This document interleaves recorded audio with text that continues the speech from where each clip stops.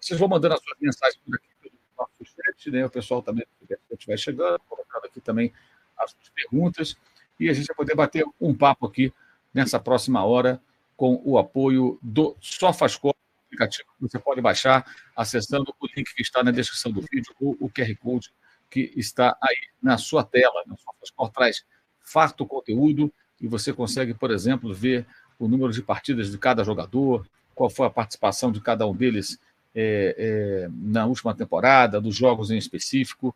Enfim, é uma possibilidade grande aí de você se informar melhor, tá? E com isso ter a condição necessária para debater mais sobre futebol. Júnior Duarte, começamos pontualmente às 7h, meu camarada. Você está enganado.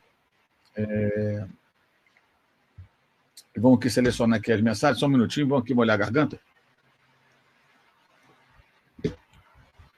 O calor tá brabo, cara, o negócio está complicado. Está bem complicado, é muito calor. Há quem gosta. Então, o Dudu Campos com a gente, o Fábio Morgan, lá no Recife, o Saulo Reis, o Alexandre Pamplona Silveira, em Boituva, no interior de Jesus, Edmilson Pereira da Silva, que o Flamengo precisa de um bom lateral direito, precisa de um direito e de um esquerdo. Só tem um jogador por posição agora, é o Ayrton Lucas. Também o Crisley Gomes, lá de Brasília, obrigado, Crisley, pela mensagem. Matheus Felipe Silva Ferreira.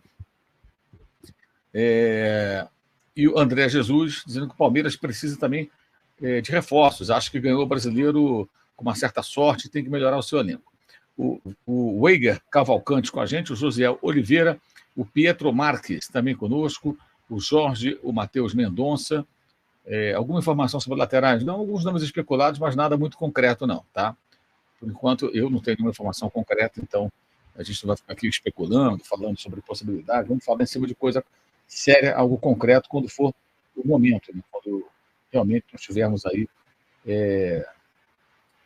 algo realmente definitivo, né? No caso, ou pelo menos uma perspectiva real de contratação de jogadores para essa função, né? Para lateral direito e lateral esquerdo. O Flamengo quer um lateral esquerdo obrigatoriamente e pensa também num lateral direito, mas aí tem que ser um jogador para ser titular, porque os três que estão no elenco ainda não conseguiram convencer, os três não convencem, então é necessário que o Flamengo encontre aí um atleta para a função que seja capaz de ganhar a posição e se transforme aí num titular realmente da posição. O Carlos Vitor com a gente, o Júnior Duarte, o Rogério Neves, Felipe Mendes, o Osmanir Paiva, Leandro Ferreira pergunta do Scarpa. O Scarpa é aquela situação que já explicamos anteriormente. O jogador, quando saiu do Palmeiras, ele foi jogar na Inglaterra, no Nottingham Forest, e o que o motivou? A oportunidade de atuar numa Liga Europeia, de morar na Europa, morar na Inglaterra. Só que ele jogou muito pouco lá, não foi muito aproveitado. No início dessa temporada, ele acabou sendo cedido ao Olympiacos, time grego que pertence ao mesmo dono lá do Forest, mas também não está jogando por lá. Fez pouquíssimas partidas. Se você pegar esse ano inteiro aí de Europa, ele foi para lá no começo do ano passado, desse ano, né? Então, tanto na Grécia como na Inglaterra, ele não fez 20 jogos como titular, pouquíssimas partidas.